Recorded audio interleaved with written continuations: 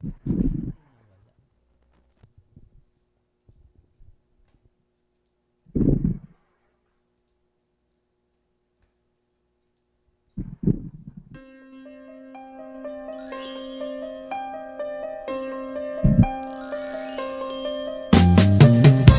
ka man lang. Scenes may not be suitable for very young audience. Parental guidance is recommended.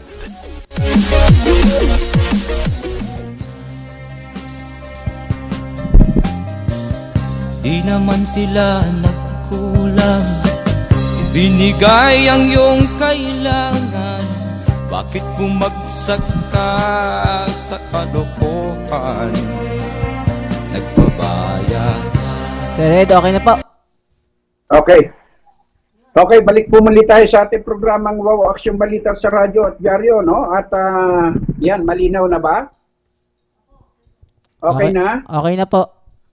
Okay. At patuloy po tayo na nagmo-monitor at dito sa ayuda, no, ng DSWD SAP dito sa ating floodway may bunga, no?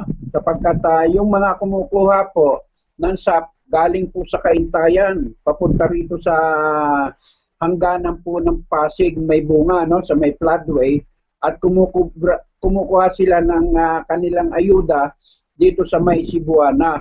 At ang aking panawagan sa ating mga kapulisan kaya Colonel Moises Villasiran Jr. ay sana mapabantayan niya, sapagkat alam niyo naman na ang Kainta ay maraming nagkaroon ng COVID-19, ano? At sana maagapan din na yung social distancing sa ating mga kababayan na kumukuha ay magkaroon sana ng magbabantay na PNP o kaya barangay captain, mag-assign siya ng isang tanod niya para magkaroon ng pagbabantay doon sa mga kumukuha ng ayuda sa Cebuana, no? At yan po yung ating panawagan. At syempre binabati po natin si Colonel Moises Villasiran Jr. Senior Junior ay siya ay tinaguri ang pinakamagaling na chief of police ng NCR, no, na inirekomenda ng Vice Mayor ng Pasig na si Iyo Caruncho, no? At yan po ang ating panawagan. At syempre binabati po natin si Bong Doromal de Leon at saka yung head ng action line, ano, si Bong Doromal de Leon, na siyang talaga napakasipag po niyan dito sa Pasig, at yung TPMO, head ng TPMO, si Mr. Wong, no? Barian Wong, at saka etong nasabing mga kapulisan natin na siyang mga frontliner dito sa iba't ibang lugar ng Pasig, no? Na siyang nagbabantay sa bawat mga checkpoint. Alam naman natin sa MECQ tayo na naman ay dapat mag-ingat na po tayo, sapagkat kung ibabalik na naman sa ECQ ito, hirap na naman ang abutin ng taong bayan, no? At yan po ay ating pong tinututukan ang lahat ng yan, ano? Bagamat ang panahon natin ngayon ay pabugso-bugso ang ulan dito, at minsan lalakas, minsan hihina, at parating makulimlim dito sa lugar po ng floodway, no, Pasig. At ang panawagan pa rin po natin, sapagkat ang sinasabi ng ating secretary ng DILG, Eduardo Anyo, na ang nasabing mga tao ay magkaroon na naman ng face shield, no, sa loob ng bahay, ay hindi pa nga natatapos yung face mask, no? Face shield na naman doon sa labas at saka sa loob ng bahay. At yan yung panawagan natin. Ay pahirap sa taong bayan yung ginagawa ni Secretary Anyo. Hindi po natin malaman kung ito po ay talagang gusto niyan tumulong sa taong bayan sapagkat nagkaroon na nga po ng COVID-19 o yung pandemya natin sa buong mundo, siya pa rin po ang nagpapahirap sa taong bayan. Bakit? Sana hindi naman po ito ang saganang akin lamang po. Hindi natin malaman kasosyo po ba siya diyan sa back shield na ginagawa sa mga motor, no? Gaya ng sinasabi natin. Tapos ngayon mayroon na naman siya panawagan na sana sa loob ng bahay magkaroon na naman ng face mask at saka face shield, no? Tingnan mo ha. At ako ay mag-face mask. Ito, ha? Tapos, susuot ko itong face shield, no? Ako, ay pogi-pogi sana tayo. Kaya lang, ay ang sinasabi natin, ay magkakasambay naman, no? Isa. Bakit kailangan pang bumili na naman tayo ng face shield at saka face mask at magsuot tayo sa loob ng bahay? Makahinga pa ba kaya tayo sa gastos? Samantalang wala pang ayuda na naibibigay. No? Hindi po lahat ay nakakakuha ng ayuda. Ito, tingnan mo. Kaya lagi ako nakahanda. May face shield ako at saka face mask. No, para na sa ganon, ay malaman ni Secretary Anyo na sumusunod po tayo. Kaya lang ang hirap huminga. Nasa loob na nga tayo ng bahay, nahihirapan pa rin po tayo. Okay lang po yun, yung nasa labas. Sana ang bantayan po ni Secretary Anyo, iutos niya sa ating kapulisan at saka sa ating mayor, gobernador, barangay captain, na ang bantayan, yung pakalat-kalat sa kalsada, mga kabataan nagkalat, no? Andiyan nagtatakbuhan, nagbibisikleta, naka-standby. Samantalang yung nasa loob ng bahay, wala kang magagawa ron. Paano kung maliit po yung bahay? No? Paano po kung maliit ang bahay? Siguro si Secretary Anyo, mula rito ang bahay niya, dito sa Pasig, siguro doon sa Caloocan ng ang kwarto niya at ng kanyang pamilya, pwede yun. No? Pero kung kagaya namin, maliit lamang po ang bahay, walang kakayahan para ipagawa ng malaki, kung hihingi naman kami sa gobyerno, wala namang ibibigay. Sabi nga ng presidente, wala na. Wala na pong ayuda. Di ba? Mabuti nga, mayroon pa rin na ibibigay ang gobyerno. Sana ang unahin ni Secretary Eduardo Anyo yung mga korupsyon sa PhilHealth at diyan bantayan niya yung mga ayuda na sinasabi nakarating na sa nakalabas na yung pera na yan. Bakit hindi pa ipamigay sa taong bayan? Pinahihirapan po ang taong bayan Panay gastos. Etong mga naiisip ng ating mga sekretaryo ng DILG, PNP, abay panay gastos ang iniisip po ninyo Pero mo wala na nga pong trabaho. Hindi po tayo against doon sa inyong patakaran para ipagpapagawa ng mga sinasabi po ninyo. Pero mo mag-asawa, lalagyan mo pa ng shield o barrier doon sa likod. Kung kayo'y nagmumotor, siguro maiisip nyo na hindi po tama. No? Yung mag-asawa, magkasama sa loob ng bahay, magkasiping sa gabi. Tapos pagdating doon sa motor, ano yun? Pakitang tao? Mag-asawa naman yun, may dokumento, may helmet, may mask. Ano pang kailangan? Kung kayo ay nagmumotor, alam nyo po na napakadelikado ng pinakakabit nyo sa likuran ng driver. Mahanginan lang po yun. Matapatan ng bus na back engine. Tiyak na babaliktad po yung motor. Ay, yung ordinaryong motor na ang sisi lang 125. Nako, ay napakadelikado po niya pagka natabihan po. Sana kayo, magmotor po kayo ng 125. Ha? Diyan sa highway para masubukan po ninyo bago po kayo magpanukala ng batas. Ay lahat po ng pinapanukala ninyo na po sa tao, napakadelikado po. Sayang po. Sayang ang buhay ng mga driver. Biruin mo, kaunting namamasukan, makakatipid ng kaunti sa pamasahe. Yung asawa nung si mamang driver na may sariling motor, hindi na nag-aalala na kung saan ihahatid niya yung kanyang asawa. Tama lamang naman yung ginagawa ninyo.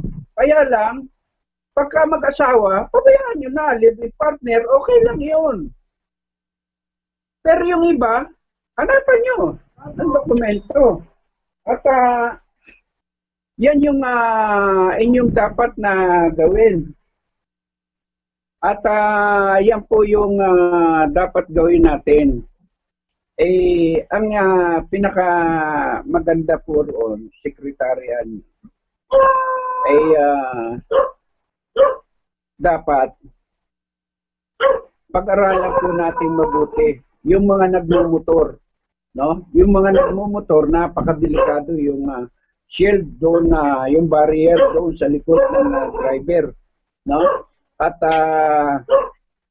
napakahirap naman na talagang yaan ay isa sa pinaka magastos at napakaluho at napakadelikado kung kayo'y nagmumotor. Pero kung hindi naman kayo nagmumotor, okay lang sa inyo yun. No? Pero sa aming mga nagmumotor, ang sisi lang ng aming motor ay 125, hindi po kakayanin ang hangin, no? Kung siguro mga 700 cc yan, wala yan. At yan ang isa sa pinakamaganda na talagang pinakamaganda na yaan ay pag-aralang mabuti, no? Tapos naglabas kayo, wala namang walang sample kung ano ang gagawin. Dapat pinag-aralan muna, itinanong muna doon sa mga gumagawa ng motor kung ito po ba ay pwedeng ilagay sa likod. Pero pag nilagyan mo, tinutrilyo mo, magagasolina ka. Kung ang pera mo lamang ay 100 ang panggasolina mo, yung budget mo ay 100 lamang, maubusan ka na. Di kailangan mo na naman tanggalin. No? Yung tornilyo. Yung tornilyo nun. Aba ay napaka naman po. Yan ang panawagan ng programang Wow Action Balita sa radyo at dyaryo, no? At syempre, nakuha naman po natin etong lugar ng Kamatsili, Barangay Kamatsili, Barangay Pulong Buhangin, Santa Maria, Bulacan, ano? Una na coverage ng programang Wow Action Balita sa radyo at dyaryo, etong illegal na dam site, halos noong nakaraang linggo ay lumabas dito sa isang malaking istasyon, ano? At ito ay talagang panawagan natin kay Mayor Rosel Pleito at Vice Mayor Quirino Ricky Buenaventura. At may ano pa ito no?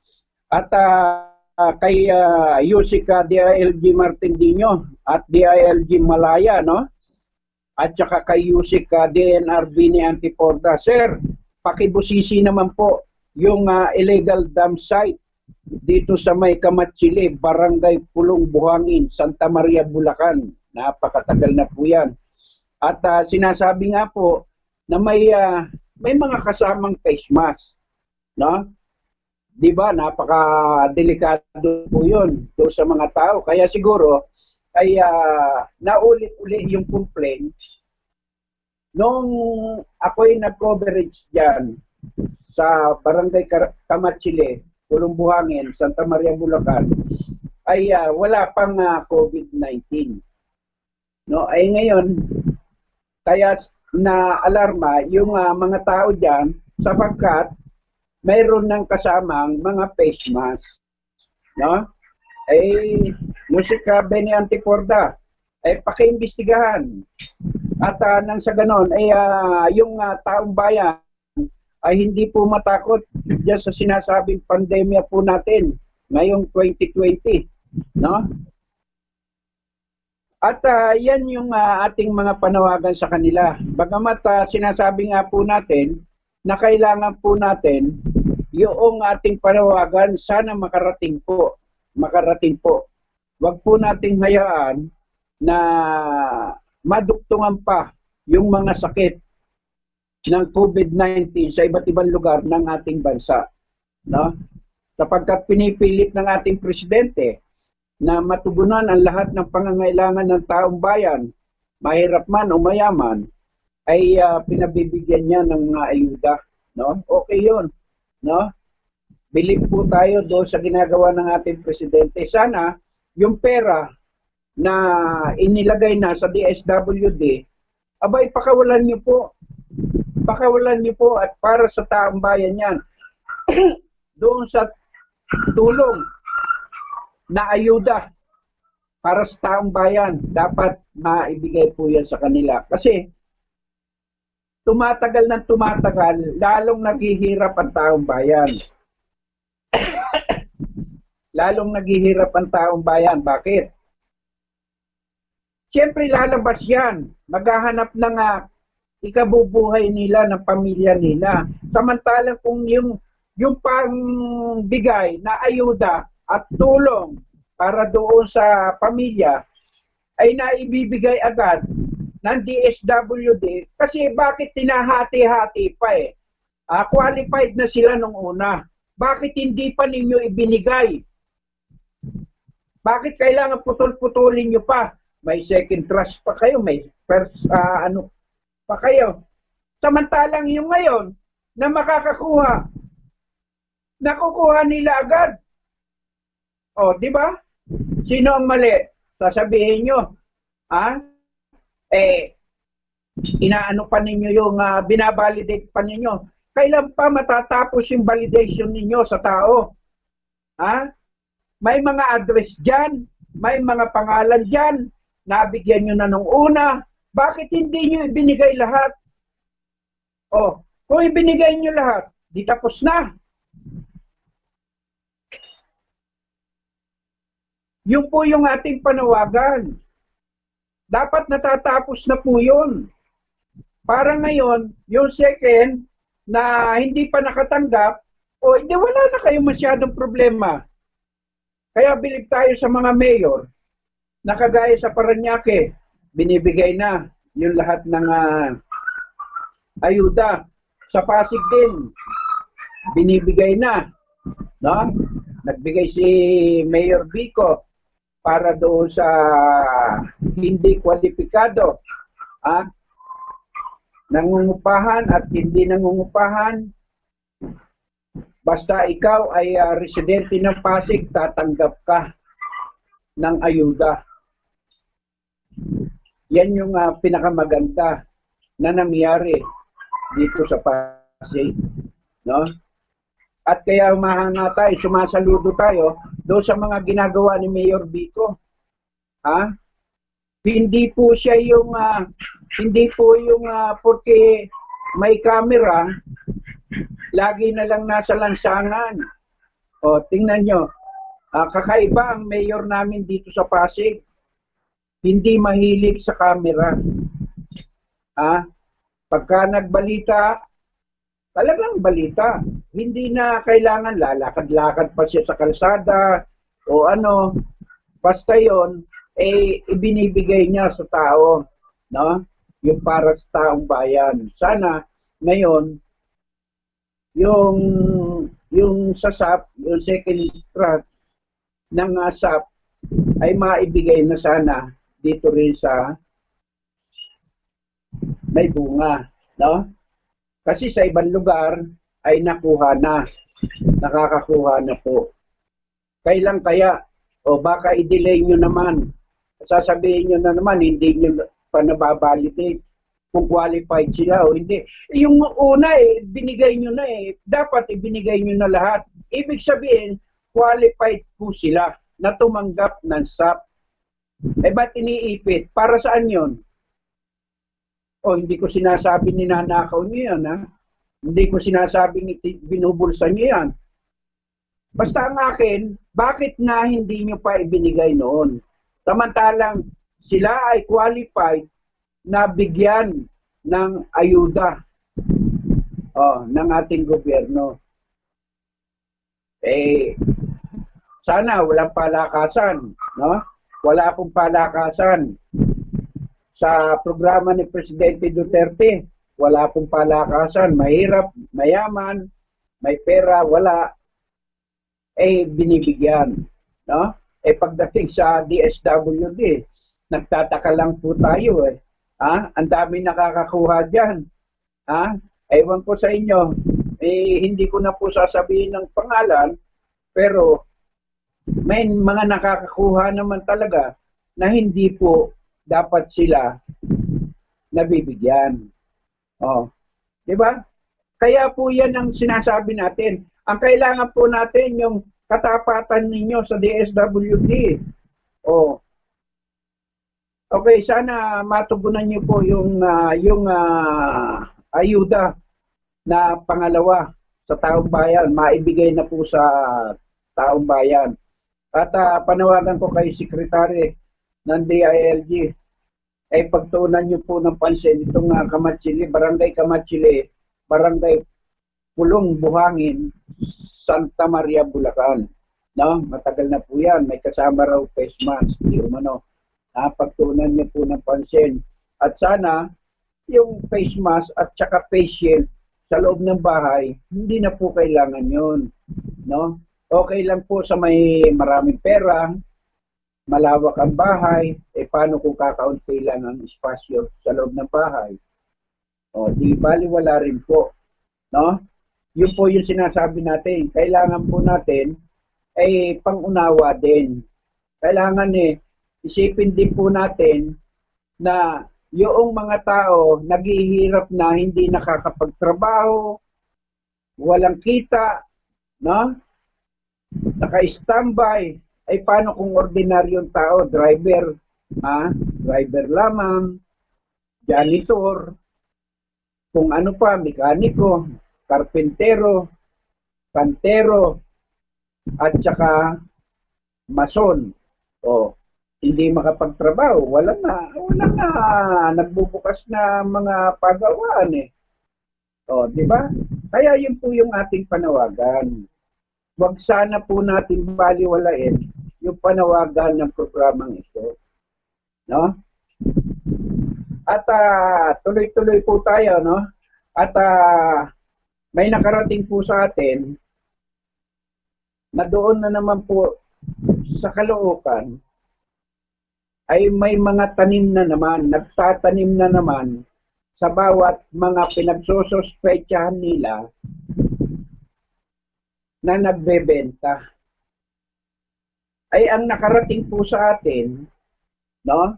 Ang nakarating po sa atin, hindi po naman nagbebenta yung mga taong yan at di rin po gumagamit yan.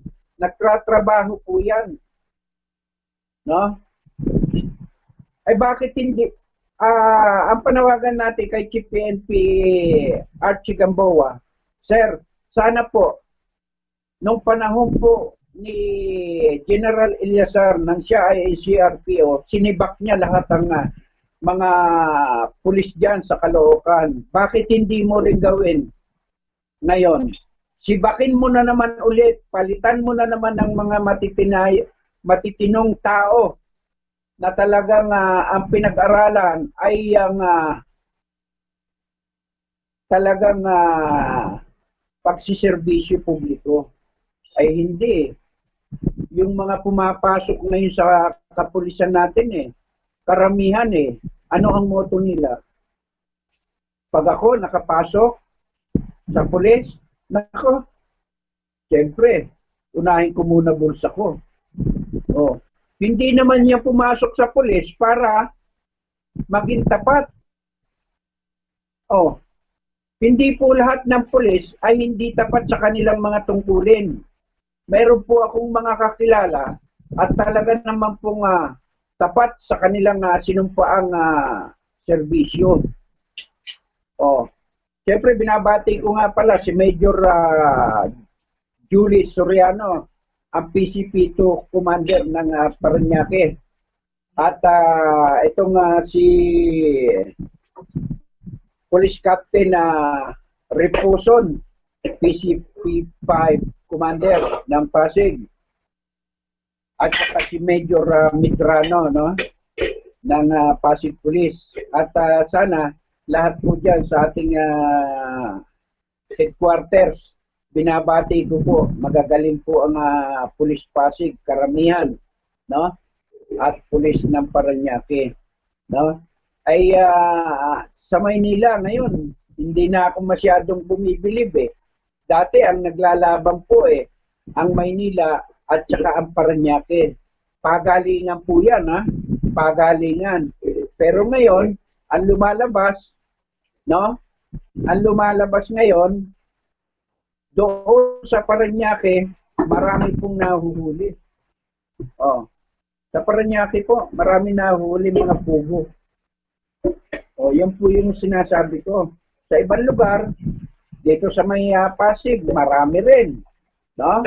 Maraming mga nahuhuling mga nagtitinda dyan. Sana maubos na lahat yung mga nagtitinda ng drugs, marijuana, ecstasy. Yan. At talagang kailangan po yan na maubos na po yan lahat. At sana rin, ang panawagan natin dahil punong-puno na po ang kulungan, no? Yung mga ang kaso ay mga gumagamit lamang. Sana palabasin na 'yan, no? Palabasin na 'yan kung ang kanyang kaso ay umaabot lamang sa 2 taon, 1 taon, 3 taon, palabasin na po 'yan kung minor lang ang kaso, kagaya ng gumagamit ng drugs. Ay talagang kailangan po yan. Hindi na po kailangan na mag-antay pa sa loob ng kulungan sapagkat kagaya niyan, may COVID-19 po tayo, ay talaga naman po kailangan natin ipagpatuloy ang ating pagbabantay. Kasi pagka nagkasakit po yan, mahawa-hawa po sila. Samantalang yung talagang yung malalaki ang mga kaso, mga nagtitinda ng drugs.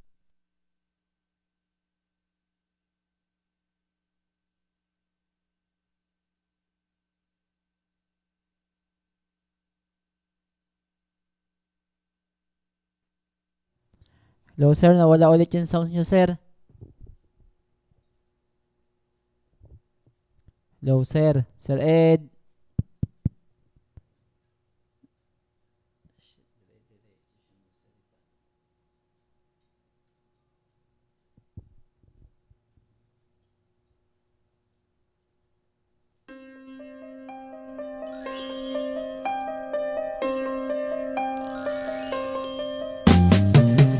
Di ka man lang nag-isip, Hello di Sir ka Ed. man lang nagsikap, pinabayaan mo ang iyong kinabukasan. Ba't ka ganyan? So sir, nawala na naman yung sounds nyo po. Di naman sila Hello nagkulang, Sir Ed. binigay ang iyong kailangan. Bakit bumagsak ka sa kalokohan? Nagpabaya ka, lagi kang naglalasing, Magulang mo'y di pinapansin, nais lang naman nila'y sa iyong kabutihan. Magbago ka